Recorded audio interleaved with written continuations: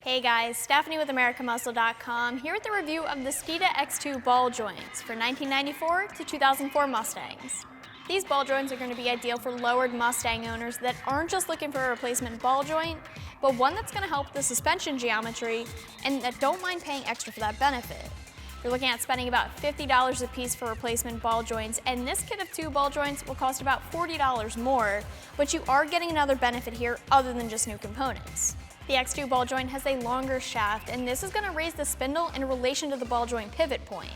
This means that the roll center will be raised back to the correct range. When you lower your car, you change the geometry of a lot of components in the suspension, and ball joint being one of the items that are affected. The longer shaft on these ball joints will correct the geometry so that the ball joint is in a better position and will be able to function better.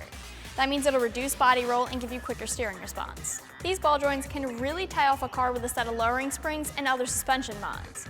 They're going to help you get the most out of your other suspension mods, and they'll help you with tire wear too. These, paired with the Steeda bump steer kit, will also eliminate all of your bump steer issues.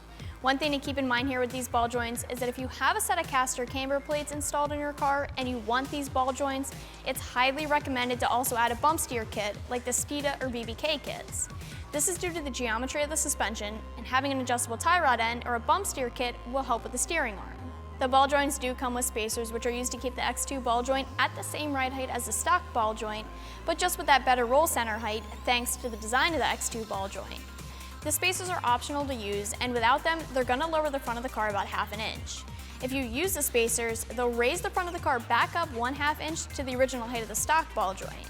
This isn't going to change the ride height at all, but just the suspension geometry. These ball joints will fit the 94 to 04 Mustang, so the V6, the GT, the Bullet, the Mach 1, and the SVT as well. But I wanted to say that those Fox bodies out there with 5 lug swaps that use 94 to 04 spindles and brakes can use these ball joints as well.